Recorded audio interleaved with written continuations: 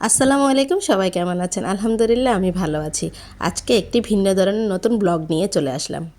ইতালিতে আমি পোলেনিয়ানো শহরে থাকি। তো এখানে খুব অল্প পরিমাণ বাংলাদেশি মানুষ থাকে। এর ভিতরে আমরা 13-14টার মতো ফ্যামিলি থাকি। আর সবাই হচ্ছে আমাদের বাংলাদেশি বড় ভাই, ছোট ভাইয়েরা। তো এখানে আমরা বাংলাদেশি ভাই বোনেরা মিলে একটি বাৎসরিক উৎসবের আয়োজন করা হয় প্রতি বছরই।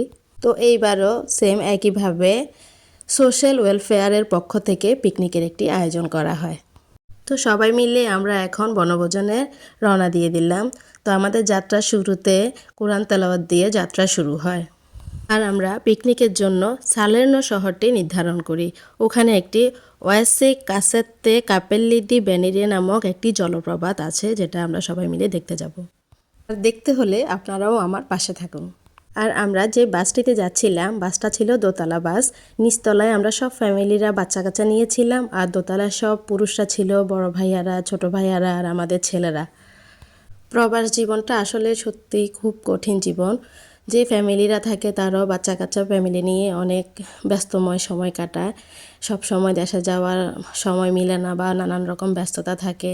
তেমনি পুরুষরাও তাদের কাজের ব্যস্ততা, তাদের পরিশ্রমের মাধ্যমে তাদের সময়টা খুব দ্রুত কেটে যায়। তারা দেশে যাওয়ার নানান সমস্যায় থাকে, অনেক সময় যায়, অনেক সময় যাইতে পারে না। তো বৎসরে যখন একটি এই ধরনের আয়োজন করা হয়, সবাই খুব আনন্দ সহকারে এই অনুষ্ঠানগুলোতে অ্যাটেন্ড করে সবাই একটু মাইন্ড ফ্রেশ করে আসতে পারে। আসলে জীবনের তাগিদে মানুষকে অনেক কিছু মানিয়ে নিতে হয়, চাইলেও অনেক কিছু পারে না। তো সব কিছুর মাঝে বিনোদনেরও প্রয়োজন পড়ে। আজকের দিনটি ছিল 12ই নভেম্বর 2024 সাল। সাধারণত এই দিনটিতে খুব ঠান্ডাই থাকে।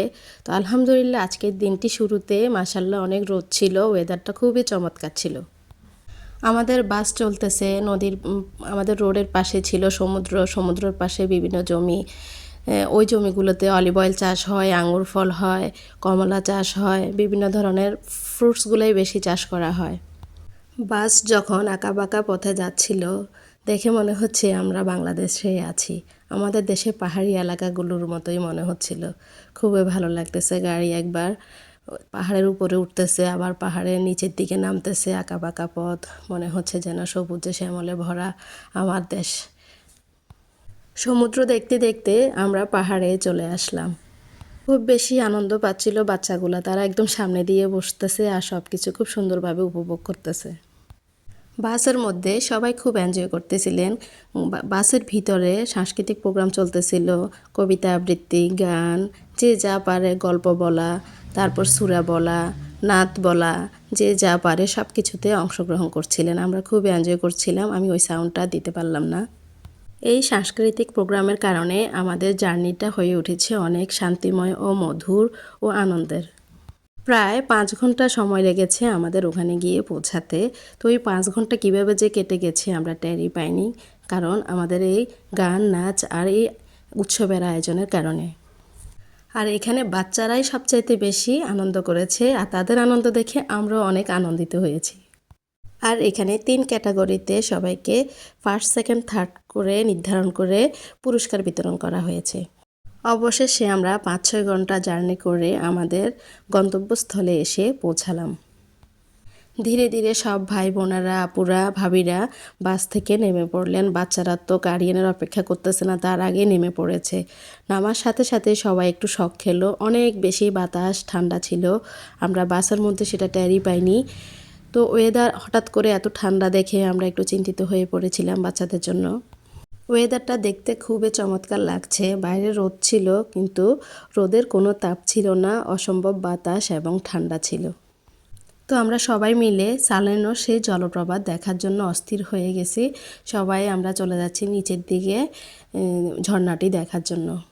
তো সবাই যার যার মতো করে কেউ ছবি তুলতেছে, কেউ ভিডিও করতেছে, এনজয় করতেছে। তো আমিও দেখছিলাম, ভিডিও করতেছিলাম। তো বাচ্চা কাচ্চা নিয়ে আসলে এইসব জায়গাগুলোতে উঠানামা করাটা একটু কষ্ট হয়ে পড়ে। তো আমার ছোট ছেলেটা একদমই কোলের থেকে নামে নাই, ওর বাবার কোলেই ছিল। ওর বাবা পুরাটা পথ ওকে কোলে নিয়ে নিয়ে হাসছে, যেহেতু এটা পাহাড়ের মতো উঁচু নিচু আর কিছু পাথর গর্ত ছিল, যার কারণে ওর গাড়িটা আমরা এখানে নামাইতে পারি নাই। আমাদের বাসের মধ্যে ওর গাড়ি ছিল। তো এই জলপ্রপাতগুলো সারাটা বছর এভাবে পানি পড়তে থাকে। আর আশেপাশে যে পাহাড়গুলো, এগুলো সম্পূর্ণ পাথরের। এগুলাতে কোনো মাটি নাই, এগুলা অনেক বছর, প্রায় 300 400 500 বছর, বা কিছু কিছু জায়গা আছে হাজার হাজার বছরও হয়ে গেছে। এগুলা এভাবে আছে, ঝড় বৃষ্টি যাই হোক এগুলার কোনো পরিবর্তন হয় না। তবে সরকারিভাবে এগুলা ট্যুরিস্টের জন্য ওভাবে প্রস্তুত করে রাখে তারা। যেহেতু ঠান্ডা ছিল যার কারণে কেউই পানিতে আর নামতে পারে নাই। যদি সামার সিজন হতো তাহলে তো আর কাউকে ধরে রাখতে পারতো না, সবাই পানিতে নেমে যেত। আর আমি তো আমার বড় ছেলেকে হাতেই পাই না, ও ওর বন্ধুদের সাথে ঘুরতেছে, বারবার ওর দিকেও খেয়াল রাখা লাগতেছে। সত্যি সালের্নো শহরটা অনেক সুন্দর। এই ট্যুরিস্ট পয়েন্টগুলো খুব সুন্দর, গাছপালা, পাহাড়, সবুজ শ্যামল, এদিক দিয়ে আকাশ বাতাস, আবার ঝর্ণা, পানিগুলো একদম আকাশি কালার, খুব সুন্দর কালার পানির, দেখে মনে হচ্ছে যেন একদম মিনারেল ওয়াটারের মতো। তো আমার তো একদম পানিতে নামার খুব ইচ্ছে হচ্ছিল, কিন্তু ঠান্ডার জন্য আসলে নামতে পারি নাই। কিছু সময়ের জন্য মনে হচ্ছে আমি আমার বাংলাদেশের সেই মুহুরী নদীর পাশে চলে গিয়েছিলাম। এত সুন্দর ঝর্ণা দেখে আমার একদম সেখান থেকে আসতে ইচ্ছে করছিল না। পরে দেখি আপনাদের ভাইয়া আমার জন্য দাঁড়িয়ে আছে। তো আর তো কিছু করার নেই, আমিও তাদের সাথে হাঁটা শুরু করলাম, তারা আমাকে রেখে চলে যাবে তা না হলে। তো পরে হাঁটতে হাঁটতে আমরা সবাই আবার পাহাড়ের উপরে উঠে গেলাম। ঝর্ণাটা অনেক নিচে ছিল। ঝর্ণাটা দেখে যখন আমরা উপরে উঠছিলাম অনেক সুন্দর লাগতেছে, মনে হচ্ছে ঝাউ বাগান বা আমাদের দেশে যে রাবার বাগান বা রাঙামাটির যে পাহাড়, ওই সিনগুলাই আমার বারবার মনে আসতেছে। তো যাই হোক, উপরে আমরা উঠলাম আস্তে আস্তে। সেখানে অনেকগুলো সুন্দর স্পেস দেওয়া আছে মানুষ বসার জন্য, তারপর রেস্ট করার জন্য, যদি খাওয়া দাওয়ার করতে চায় খাওয়া দাওয়ারও করার, বসার সেরকম ব্যবস্থা ছিল। সেখানে ওয়াশরুমের ব্যবস্থা ছিল। তো অবশেষে সবাই বিভিন্ন জায়গা থেকে ঘুরে সবাই একত্রিত হয়ে এখানে একটা জায়গায় বসার স্পেস ছিল, সেখানে সবাই একত্রিত হলাম খাওয়া দাওয়া করার জন্য। কারণ আমাদের তখন সম্পূর্ণ খাওয়া দাওয়ার সময় হয়ে গেছে, বাচ্চাদেরও খিদে লেগে গেছে। তো এই ছিল আমাদের খাওয়া দাওয়ার আয়োজন, গরুর মাংস দিয়ে বিরিয়ানি আর মুরগির রোস্ট, সাথে সালাদ, ডিম, কোক, যা যা থাকে আর কি। তো এই খাবারগুলো আমাদের একটা বাংলাদেশি হোটেল থেকে খাবারগুলো রান্না করিয়ে ওনারা নিয়ে গিয়েছিলেন সেখানে। তো সবাই মোটামুটি খাওয়া দাওয়া করার জন্য বসে পড়েছে। 3-4টা বেঞ্চ ছিল সেখানে, সবাই মিলে যার যার মতো করে বসে খাওয়া দাওয়া সেরে নিয়েছে। খাওয়া দাওয়া শেষ করে সেখানে আমাদের একটি খেলাধুলার প্রোগ্রামের আয়োজন করার কথা ছিল। তো যেহেতু অনেক বেশি বাতাস এবং ঠান্ডা ছিল যার কারণে আমরা সেখানে আর বেশিক্ষণ অবস্থান করতে পারি নাই।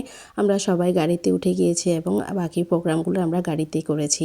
তো ওগুলো আমি আর ভিডিও করে দেখালাম না আপনাদেরকে।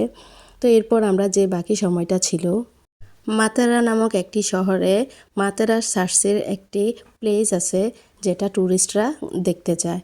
এই মাতেরা শহরটা খুব সুন্দর, অনেক নিরিবিলি, একদম পরিষ্কার। সেখানে গিয়ে আমাদের অনেক বাঙালি ভাইদের সাথে পরিচয় হয়, একটা ফ্যামিলির সাথে দেখা হয়, পরিচিত হই। উনি আমাদেরকে সঠিক পথ দেখিয়ে দিলেন যে কিভাবে গেলে আমরা তাড়াতাড়ি ওই জায়গাটা দেখতে পারবো। এই রাস্তাটা বা এই গেটটাই ছিল এটার মূল গেট।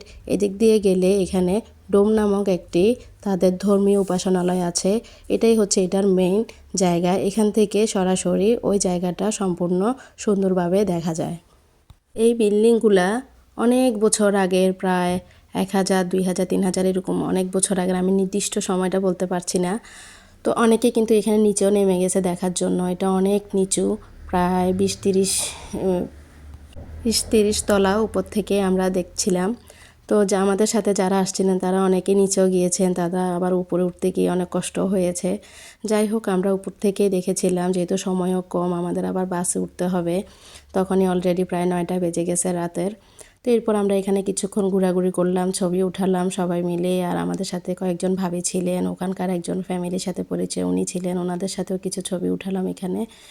অবশেষে আমরা তখন আমাদের ঘোরাঘুরি শেষ করে রাত্রে প্রায় 9:30টার দিকে আমরা আবার আমাদের বাসার দিকে আসার জন্য বাসে উঠে পড়লাম।